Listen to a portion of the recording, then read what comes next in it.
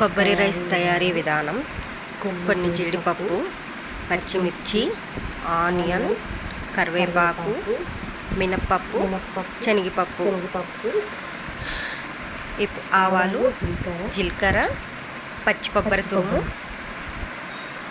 ఇప్పుడు బాండిల్ పెట్టుకొని బాండిట్లో ఆయిల్ వేసుకొని కొంచెం వేడైన తర్వాత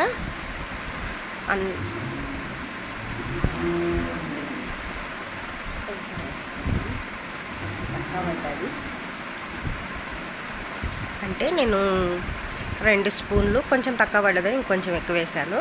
అది కొంచెం వేడి అవ్వాలి. వేడిగా అయిన తర్వాత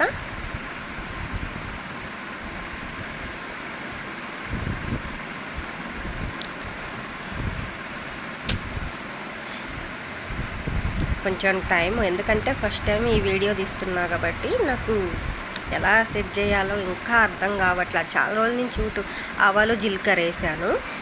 అది కొంచెం చిటపటలాడిన తర్వాత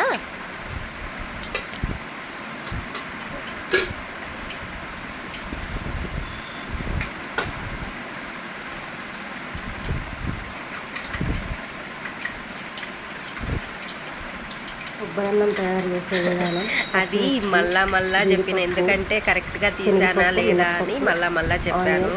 ఏమనుకోమాకండి, 2 సార్లు ఎందుకు చెప్తున్నామని నేనే కన్ఫ్యూజ్ అయ్యి చెప్పాను. అది మళ్ళీ నాకు కట్ చేయని చేత కాలేదు.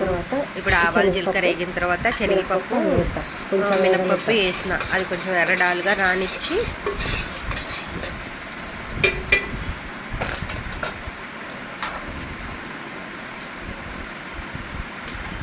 అది ఫుల్గా నేనే పట్టుకొని తీస్తున్నా కాబట్టి ఫుల్గా తీయలేకపోతున్నా వీడియో నేను. సరే, నాకు చేతనైన కాడికి తీస్తున్నా. నేను చేసే కొబ్బరన్నం ఎలా ఉందో మీరు తయారు చేసుకొని తిని నాకు చెప్పండి. మీరు ఏదైనా మెసేజ్ చేస్తే నాకు సంతోషంగా ఉంటుంది. ఇప్పుడు రైస్ వేసేసి మంచిగా కలుపుతున్నా. కొబ్బరి వేసే వీడియో మిస్ అయిపోయినట్టుంది. ఇలా మంచిగా అయిన తర్వాత చాలా టేస్ట్గా ఉందండి.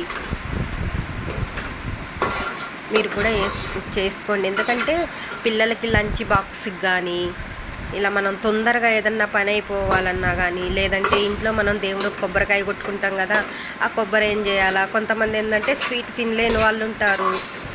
స్వీట్ తింటే మనకు పడదు కదా అనుకున్న వాళ్ళు ఇలా రైస్ చేసుకోవచ్చు, లేకుంటే కొబ్బరి పాలు తీసుకొని చేసుకోవచ్చు. టేస్ట్ మాత్రం ఉప్పు, కారం అన్నీ కరెక్ట్గా ఉన్నాయండి.